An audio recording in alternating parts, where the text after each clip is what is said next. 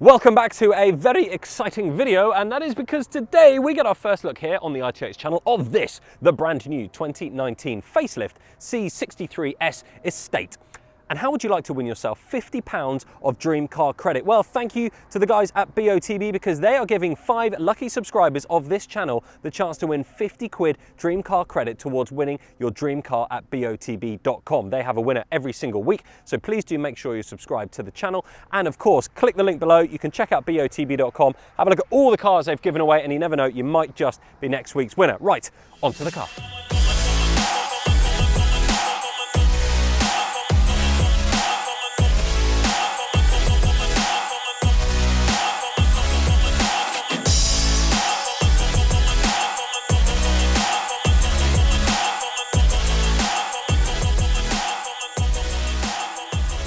So, I mean, we could do a half-an-hour video just on how many models there are in Mercedes C-Class range, but we won't bore you with that. We're going to go straight to the top because this is one of the top models in the C-Class range. And I love that on the facelift version, they've put the vertical grille in. This is the same kind of grille that you'll find on all the facelift Mercedes, whether it be the AMG GT 4-door or the GTR, and I think it looks stunning on this Estate one. Now, as we come around to the side, massive air vents that literally just shout AMG. You've also got the multi-beam LED headlights, which are stunning at night. And I love these little blue accents that they put inside. I just think it sets it off and I think it looks quite cool. As we move around, massive 19-inch alloy wheels. There are a few options which we'll cover in the famous ITH options list. And just behind the alloys, we've got the huge optional extra carbon ceramic brakes, which have this really cool anti-water. It's like an auto dry feature where I think the brakes basically just put themselves on a little bit if the car thinks it's raining, and then it just keeps the brakes dry and you get optimal braking. As we come down, well, it kind of gives away what engine is in this, a huge V8 bi-turbo, which we'll obviously talk about very shortly. We've also got the night pack on this one, so that's black wing mirrors. You also get black side skirts down the bottom. It is just a shame though why they leave the door handles chrome. I kind of expected these to be blacked out as well, but maybe that's an option that I didn't see on the website. As we come down, I've got to say I'm a massive fan of the coupe, the looks of the coupe, but the Estate is so cool as well. It's really, really cool. I just like the look of it, and the practicality, which we'll see in a second, is astronomical, so much room. As we come around to the back, C63s badging, just to let the people know behind you that there's no point trying to take you on, because you're either going to go sideways and take up the whole of the road, or you're just going to absolutely pelt it. Either way, you're winning. Down here, you've got the quad exhausts, 2 on each side, which sound incredible, and you'll get to hear the sound of this in a few seconds' time, so stay there. And weirdly, this rear diffuser that they've got down here kind of reminds me of the old A45, not the one we've got now, but the slightly older one. I think it looks wicked, and I really, really like that. Probably talk about the practicality though, shouldn't we? Let's start with the boot. As we open it, it's of course, as you'd expect to find with any luxury car these days, an automatic boot, and it has a really nice as well little cover at the back, which you can obviously just take back if you like. Now, in terms of space, there's a great deal, of course, in an Estate car. It's 490 litres, but what does that really look or feel like? Well, you'd get at least 2 massive suitcases in here, and probably 2 on top as well, just so you get a bit of an idea. I mean, why not? It's about this big, if you see what I mean. But if this isn't big enough, and maybe you're a little bit of a larger gentleman like me and you still want a lounger in the back of your Estate car, there are 2 very handy little buttons here, which if you do that and that, the seats go down, and well, I mean, you could put a bed in here. It's huge. Look at that. This comes out, by the way. Loads of room. And via the magic of editing, the seats are now back where they were. And just before I jump in, actually, I wanted to show you this. It's quite neat. There's basically a big screen in the back which you can put up for, I don't know, if you've got a lot of luggage so it doesn't come flying forward in case of an accident, or maybe a dog screen so the dogs don't jump in and slobber all over your lovely leather. So as we get into the back of the C63s Estate, all right for room, not bad. It feels a little bit cheap back here compared to the front, if I'm being completely honest. This is quite cheap plastic. For instance, on the Panamera review we did, you get an incredible console here where you've got complete, you know, climate control and everything. On this, it's just kind of open or closed on these little tiny vents. In terms of ISOFIX points, yeah, there's 2 of those each side. Also, center armrest, it's fine. It's got a couple of little cup holders, which They're pretty funky, quite a nice little design on those, and a bit of storage in here as well with like a felt lining, which is very soft actually, very soft. In the door you can fit a huge bottle of water and also a little bit of space next to that as well, which is nice. And we'll come on to the sound system, but in the whole of the car it sounds incredible. With that in mind, we should probably jump in the front. So getting into the front of the C63s Estate, first thing you notice is how huggable these seats are. They are like race seats. I absolutely adore them. You can obviously change them. They're fully electric. They've got their little top bit on there as well, which I think is quite cool. Now, the first thing you realise is, like most Audis, most Mercedes have a very similar interior. And if you've seen our review on the A35 versus the A45, you can see that actually it takes some of what's on the A45 and puts it in here, or this puts it in the A45, depending on which way you want to look at it. But we'll start with the steering wheel, for instance. Flat bottom, very much the same as what you'll find in the A45S, the new one. And there's quite a lot of controls, and it can get a little bit overwhelming with what does what, but you just have to basically split this incredibly nice new full LED screen in front of you into two. So all the little touchscreen bits on the right do all the right dials, and then all the touchscreen stuff on the left does all the left. So you can customize this to your heart's content, however you want it to be set up. You've also got two dials just underneath the main controls as well. The one on the left has options that you can basically customize by pushing the screen part. So if you want to, say for instance, have the exhaust on here, you can select the exhaust, and then you can open the exhaust by pushing the select button, or vice versa. The bottom one, you can go to suspension and select the suspension on there. The dial on the right is a little bit like you'd find in a Ferrari, the Manettino in a Ferrari. You can twist this to go through the drive select modes like Sport, Sport Plus, Race, etc. And also, if you push it in as well, you get the traction control settings if you hold down the traction button, where it takes, and we'll cover this a bit later, the AMG GTR 9 options when it comes to traction, which if you have it fully off, it's a little bit scary, I'm not gonna lie. When it comes to the screens, it's lovely. It's kind of what you'd expect to find in a Mercedes. This one doesn't have the new screen that you'd find on, say, the A-classes that kind of go one big panel. It's still a little bit like this screen has been stuck on, which I'm fine with because I just expect that with the Mercedes, and it doesn't intrude your view at all. This one's got the carbon pack interior, so you've got this lovely carbon fibre with the AMG logo here. You've got the main command system in the middle, which is kind of the same with the touchpad on the top and then the wheel in the middle. I've always had a bit of an issue with this, mainly because you have to be able to see what options you've got over here, you have to keep looking because this gets in the way.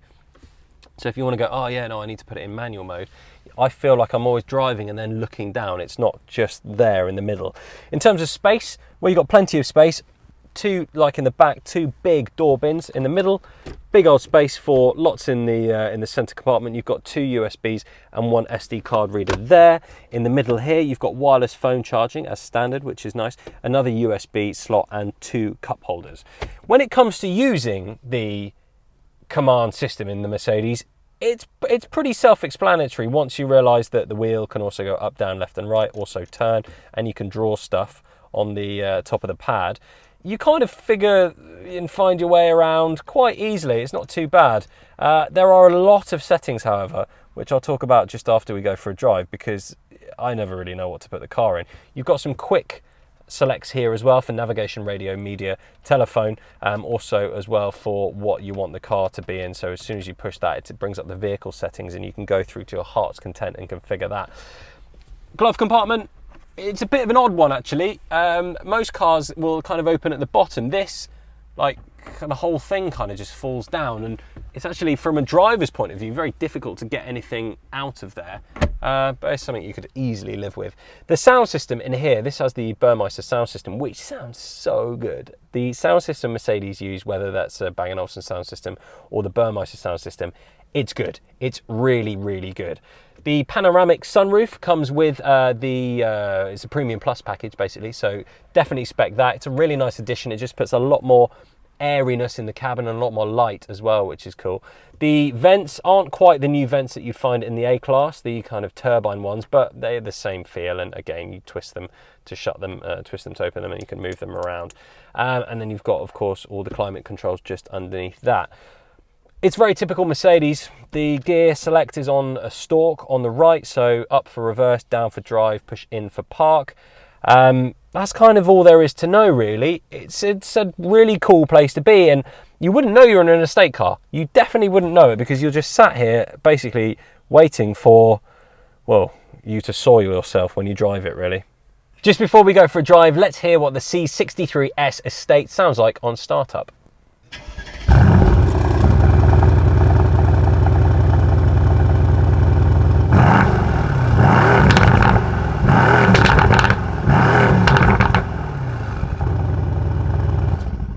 And thanks to the guys at botb.com, they have a dream car winner every single week. You could win your very own Mercedes C63s Estate that you're watching in this video. Tickets for that are just £3.70. And when you get to the checkout, you could also be winning £20,000 in cash as well. Check out the link below, and you never know, you might just be next week's winner.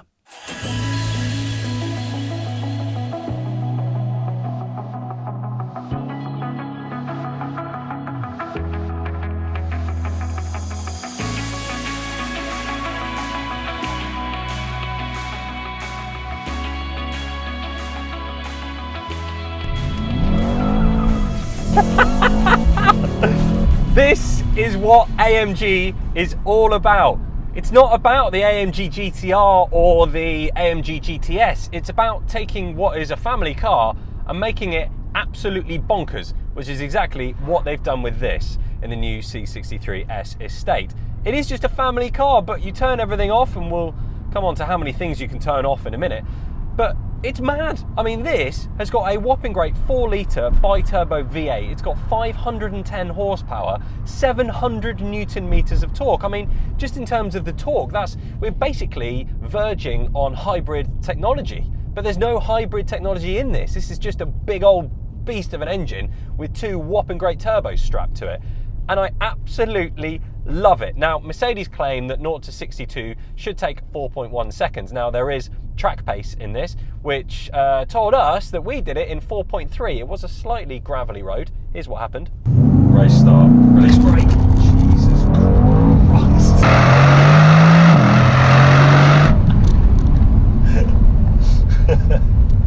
So under perfect circumstances, I could see why this could, I reckon, easily do it in 4.1, maybe even slightly less if you've got really, really grippy surface and it's a nice warm day and the tyres are good. In this new one, we actually wave goodbye to the 7-speed automatic gearbox that was in the previous generation, and we say hello to a brand new 9-speed. So we've got a couple more extra gears to play with, and the gear shifts are a lot faster as well. How they've managed to sort all that out, I still really have no idea. It's just magic. It's AMG magic. With the active engine mounts that this car has as well, it moves the weight of the car around absolutely perfectly, and being rear-wheel drive, if you wanted to be a hooligan and drift this around every single corner you found, you could. You absolutely could. So there is, of course, the E63s. Now, that's got 4MATIC, so it's 4-wheel drive, and for me, it just doesn't really bring out the AMG passion that I love. It's blisteringly fast, don't get me wrong, and it's got a lot more horsepower than this.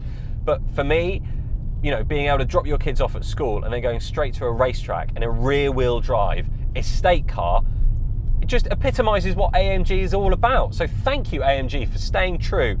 And I know, as we said earlier, I feel like this might be the last time we get to really say that. I think the next generation might have some hybridness in it, mainly because all the emission standards are getting tighter and tighter, and they're going to still have to produce lots of power, which is where all the hybrid systems are going to come in. Now, I wanted to pull over just for a second because I wanted to talk to you about driving modes. Now, the C63s has too many driving modes. There are millions. I reckon there's 999 different kind of customization options you can have on this car. What I love, though, is that it's got the 9-stage traction control unit that you'd find on the AMG GTR. So as soon as you turn TC off, it basically lets you twist on this little dial. You can go all the way from off, which is stage 9, to on, which is stage 1. But you really want it all the way on off, because that's where the fun really happens. Then when you push it in, you get the standard driving modes. So you get slippery, individual, comfort, sport, sport plus, and race. You also, though, can change everything in here. So if you go into the settings on here, go into vehicle, go into dynamic select, individual configuration. This is where things get even more complicated. If you go into drive, you get reduced, moderate, sport, dynamic, and race. If you then go into transmission, that's either drive or manual. Dynamics, you get basic, advanced, pro, or master. We've left it in master. Suspension, you get comfort, sport, sport plus. And then exhaust system, either balanced or powerful. We've had that in powerful. So what's quite funny is that if you're turning it to a racetrack, you're like, well, how do I turn everything up to basically max? Like, do you go in here and do it? Do you just put it in race? Does that do it all for you? There's a bit too much going on, and whether it's slightly damp outside or slightly cloudy, you're like, well, give me 20 minutes and I'll sort all of the different settings out on the car so I can work out the perfect setting to be in for the conditions that we're in. So you might think that this being an estate car, it might handle a bit differently to that of the coupe. If I'm being completely honest, I can't really tell that many differences between this and the coupe. They drive both absolutely fantastically, and I absolutely love this car.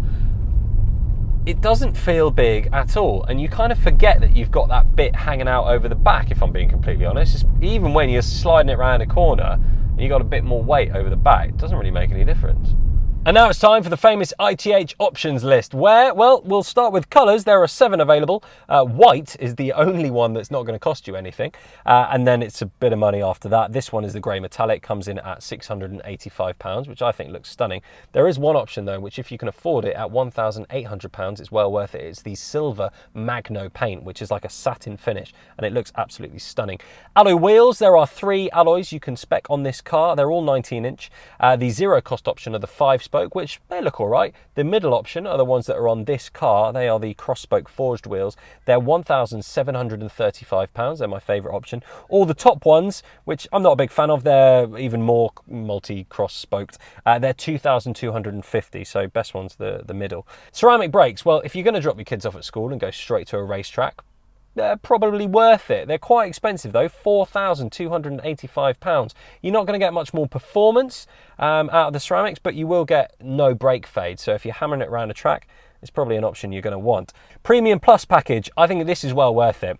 It's slightly pricey, £2,595, but you get some really nice options with this. You get the 360 camera to give you that really nice bird's eye view of the car, which makes parking an absolute doddle. You also get the uprated sound system, which this car has, the Burmeister sound system. It sounds stunning, and you get the panoramic electric glass roof as well, which I mentioned is a really, really nice addition. It just lets a lot of light into the cabin. You can also get some carbon trim on the inside. It's £700, but it does look quite good. And if you ever take your mates for a drive, they're like, ooh, carbon fibre, it must be expensive.